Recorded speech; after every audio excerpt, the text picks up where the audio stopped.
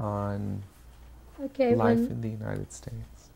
when I came to America, I came, the Conway is a very small place, very small, completely different that I expected, you know, because everybody, my ex was used to tell me that America is so fast, it's so difficult to get used to, and I could not understand I mean, you wake up, you brush your teeth, you know, what's so difficult, you know, and he says it's America is a fast country, you know, it's like it seems like he built it up, it was completely different, and I expect that everybody is rich here, and everybody is well off, you know, and everything.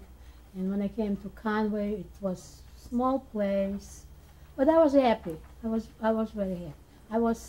That time I was in love, you know, and everything was new to me. I was expecting, and my mom would be coming here, and he got the job as a manager of a shoe store, Jackson Shoe Store. Was owned by a Jewish family. Jackson Shoe Store. He had like several shoe stores. That's why we were moving, and of course he was getting promotion. And Mr. Jackson and his wife, you know, they were nice to us. You know, when my mom came, they were keeping in touch with us and so on. So I mean, at the beginning it was very nice. Yeah, I was excited, and we moved. I had Lily in Civically because that was the hospital close to Conway. You know, Lily was born in Civically. Then we moved to Cannonsburg. He got promotion. There was a bigger store, Jackson Shoe Store. So we moved to Cannonsburg. My second daughter was born in Cannonsburg. Then he got promoted Beaver Falls. We lived in Beaver Falls, Jackson Shoe Store again, and Patty was born. My third daughter was born in New Brighton. That was close hospital. Then we moved to Pittsburgh, where my son Jimmy was born. And finally I found out that I was afraid to move because every time I moved I was getting pregnant. So finally I decided we're going to stay and we're not moving anymore. And that was the end. I mean, we stayed in Pittsburgh. And Jimmy was born in St. Margaret Hospital. By that time I was already separated. So I never called my ex-husband when Jimmy was born. And I found out after because I was not working. He had problem with drinking, okay? And that's, yeah. But I always told my kids to keep in touch. You know, we kept in touch with my in-laws. They died now, but we were visiting them. My kids are still in touch with my ex. I go and visit him. Yeah, we talk on the phone, and I go visit him. Now he's very sick, and I mean, I'm not enemy with him, you know, and it's better to have friends than enemies. That's my philosophy, you know, especially for the kids. So I have a box of candy. He even sent candy for me through Lily. But I'm planning because he's not doing very good, you know, and I'm planning on going to visit him, you know. Yeah. I believe you have a number of pictures. Yeah. Yes. You want to see that? Okay. This is my grandfather and my father. I don't know whether I mentioned it or not, but my father's parents, they were separated. And my grandfather stayed in Russia, in Kharkov. He had a dacha in Kharkov. And my father was born in France, and then they moved to England. And when he was already grown-up man, he never seen his father, but they were writing to each other. And one day they decided, they made arrangements, he's coming back to Russia to meet my grandfather for the first time. And this is my grandfather and my father. And then, of course, he met my mom and he stayed, you know. But that's the story.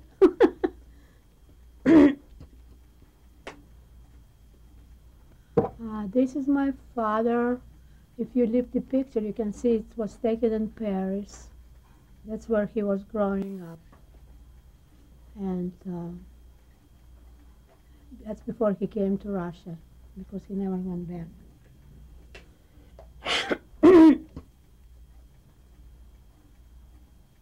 Okay, this is my mom and my father. Like as I said before, he came to Russia, met my mom, and stayed in Russia. And that's the picture. This is me with a big ball, and my two brothers. Now, I was very young here, but I remember that in Russia at that time, I guess it was not too fancy, too you know, like stylish to put ties on, especially for the young kids, you know. I mean, mostly like casual. And I remember they didn't want to put ties on. And my father and mother, they were like making them get dressed up for the picture. And don't ask me why I remember it. So that's my older brother close to me and my younger brother. His name is Alexander. In Russian is Shura, and Julius in Russian is Yulia. And this is my father in his office. He was working for a Swiss company, Société Générale de Surveillance. That's the best French I can say it. And he's in his office, talking on the phone. Albert, his name was Albert Zilberman. Okay, my father, I was lucky to have excellent parents. My father was everything for the family, everything for us, the kids, everything for my mom. He was, like I said, he was working for that company that he used to travel a lot. He was in Japan, and he was in different countries because of his work. But he would come with always with presents, and it was just, I mean, very good memories about my father. I think he was just wonderful. Of course, so this is my mom, another one that everything for the family, and very loving and everything, too loving sometimes, especially after the war. Yeah. That's it. Yeah. Okay, this is the family, my mom's family. My mom came from there were 7 brothers and sisters. How do I point? My grandma is right there. Should I point? There's my grandmother. And this is my mom's family. My mom had, altogether, my grandmother had 7 brothers and sisters. Now, she became widow when her younger one was only 6 months old. But in spite of everything, they very good educated. Now, if I had something to point at, you know. Okay, on the left, we'll start from the left. There's her brother, Right below him, it's his wife, and there's his daughter, and there was a son. He's not here. He was a pharmacist. He was killed by the Germans because he stayed in Rostov-Don. He did not live. So we found out that he was killed. Next to him is my father, standing. Right below is my mom. You know about my father. He worked for that company. Next to him is my uncle. And next to my mom is sitting the youngest daughter, her younger sister. She was a doctor. And she divorced this man behind her and married somebody else, which they still live, and I keep in touch with them. With not her, of course, she died. You know, keep in touch. They had a daughter, and I don't think the daughter is here. And I keep in touch with her daughter. Okay, daughter of that younger woman. Then it's her sister, another sister. She was married to Mr. Loffenfeld, who was a lawyer in Moscow. Now, when he's not here, he was in Mongolia or something at the time that the picture was taken. And when he was in his 70s, he came to America. I mean, his wife died, and surprised all of us. He came to America to he had two sons. There are two sons. One is next to that girl up there, and the other one is on the right side. He left everybody at 70-something. He came here, and he wanted to just start his life new. Very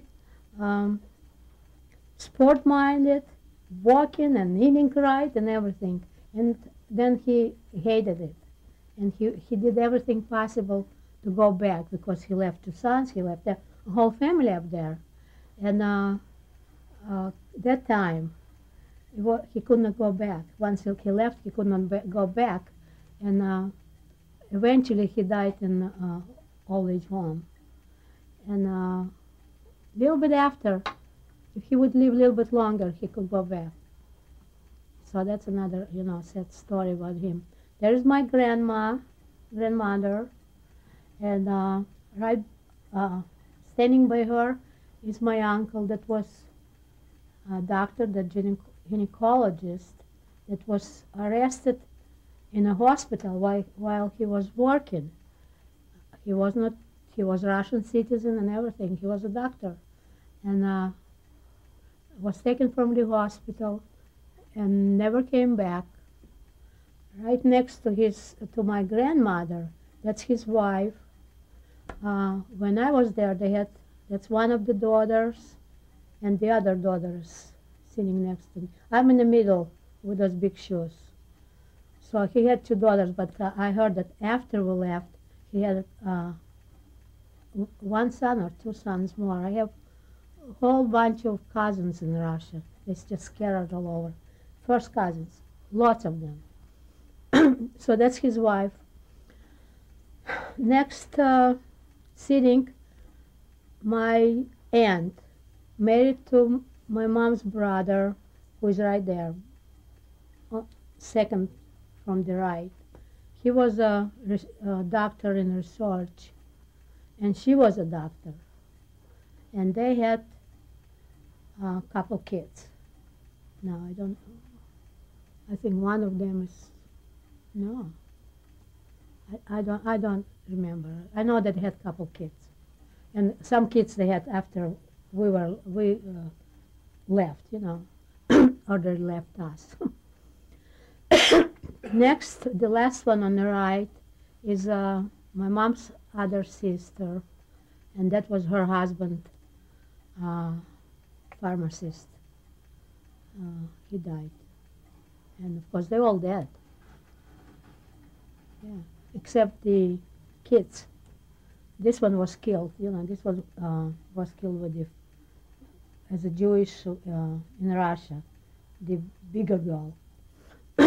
And that was her brother, I think, that next to me on the right.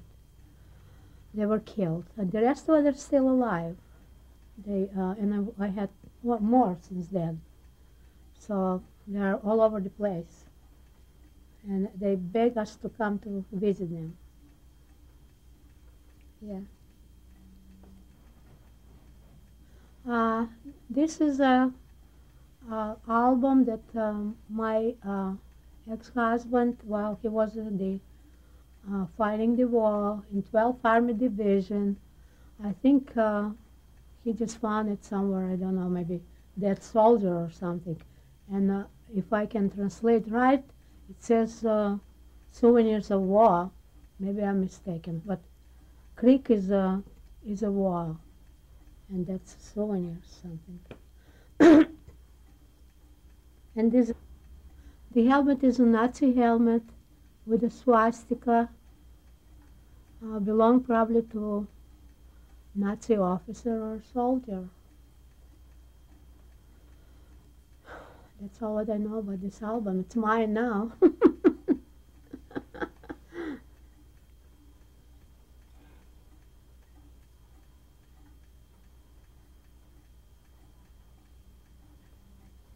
I think, huh? If I'm correct translating it, something Kriegs is a war, means war in German, and the other one is like souvenirs or memories or whatever. I'm not sure. Okay, this is after we were liberated, and as you see that big thing on my head, that was the style. At that time, it was cool.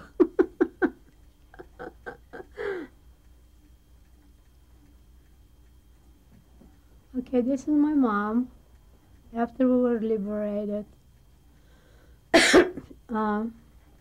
We were separated because I came first to America.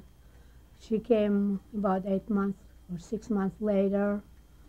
My mom was,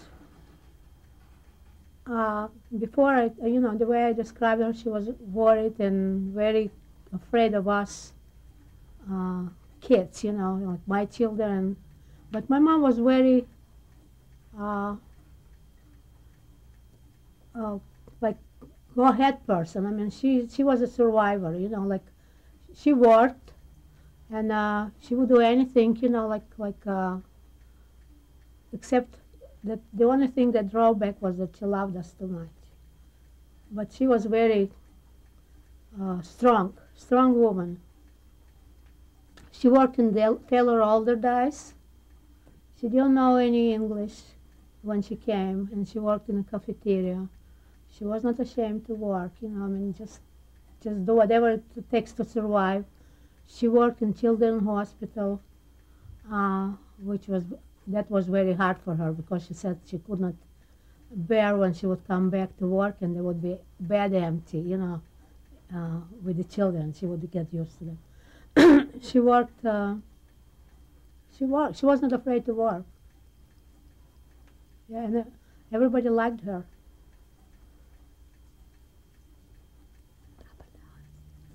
Okay, this is Leipzig, Hotel Leipzig. After we were liberated from concentration camp, the Americans put us in that hotel, which was beautiful with a nice soft beds, feather beds, feather mattresses. We go wild over there. We had given the civilian cloth, threw away our striped cloth, and they had guards in front of the hotel. We felt very important because they were guarding us, so nobody can hurt us. And we had lots of good times there. It was nice. This is Castle Heidenheim am Brands. That's where we were displaced person in DP camp, and we stayed in that castle. That was a real castle with a winding road. It was way on top. Once you were on top, you could see a beautiful view, and was a real castle, Heidenheim, on the River Brenz. That's outside of Stuttgart. The closest one would be, I think, the Stuttgart, the city.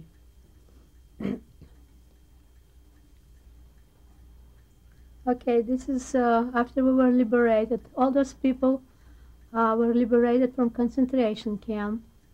And, of course, it's me and my famous accordion. And I just carried it everywhere I went. It was like my Sputnik. And I hope people enjoyed it. But all those people, they were all in concentration camp. There was one fellow that lost 5 kids, 5 or 6 children. He was with us in that displaced person camp. And his wife and all the children were gone. And I remember that many times he would just hit on a table and start crying, you know, like how can that be? How can that be? One of the kids got sick, and he got the wrong medication and he died. He's one of them. Yeah. So the rest of them all probably survived, you know, and scattered. Some went to Greece, some went to whatever, you know, what country they came from. And lots of came to America.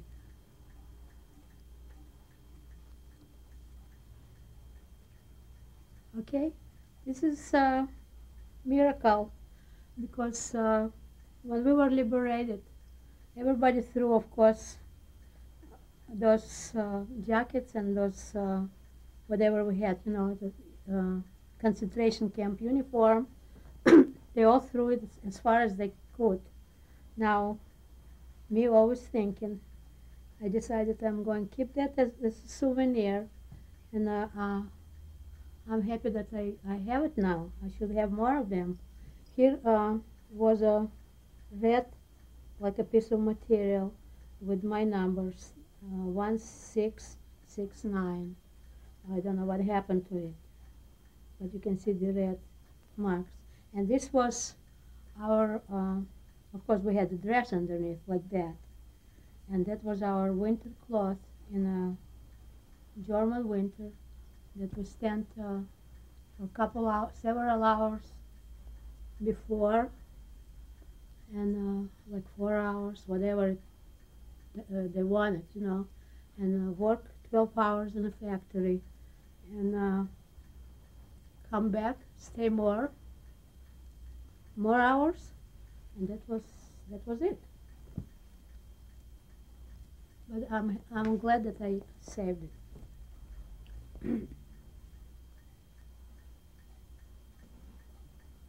Okay, we did not have numbers, but I got this souvenir from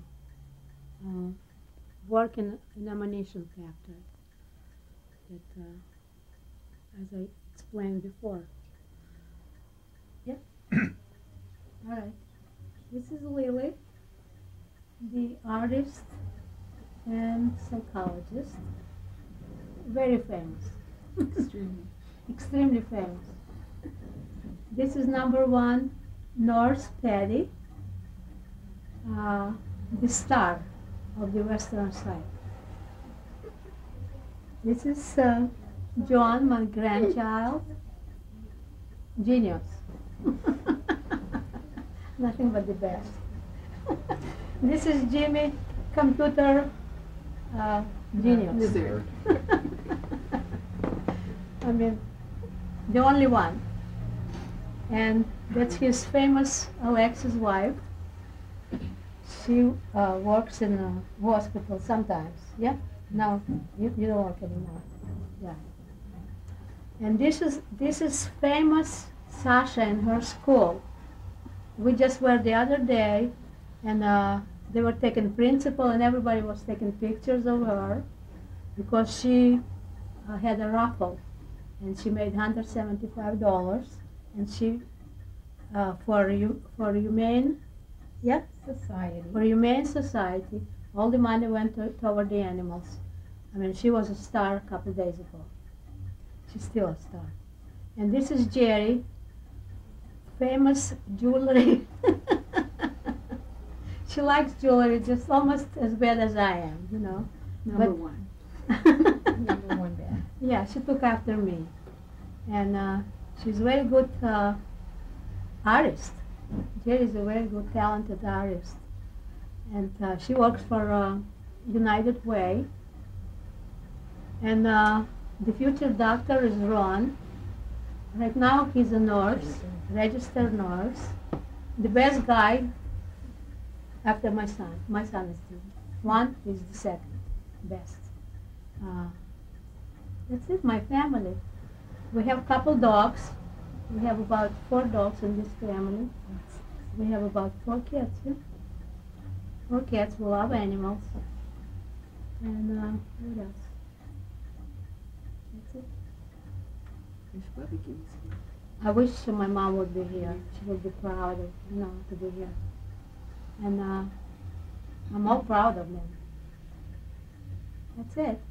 See what, Lily?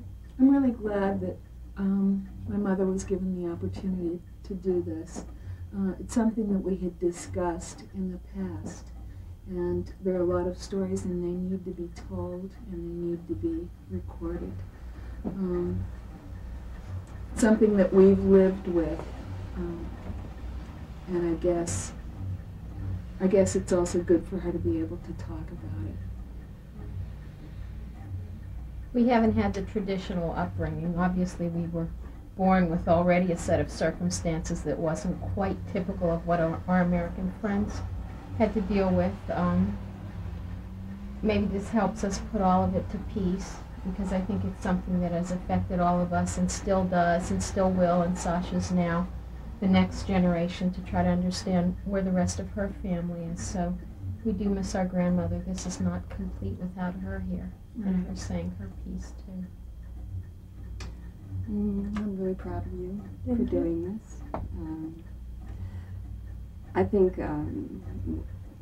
Hitler tried to annihilate the Jews, which obviously that's one thing that he did not succeed at. But also, what is a tribute to my mother is that through her encounter with all of this evil and all that you saw in Buchenwald, that she still has a love of humanity, and that there's no hatred, that we were brought up with no bitterness, no prejudice. And I'm proud of you. Thank you. Thank you.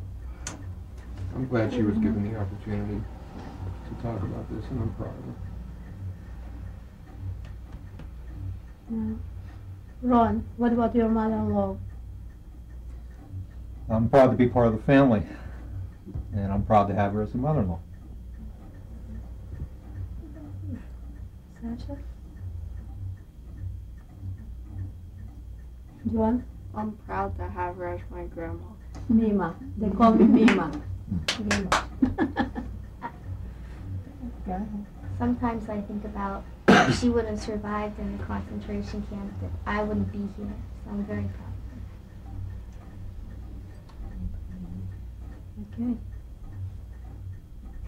of her. Okay. Thank you.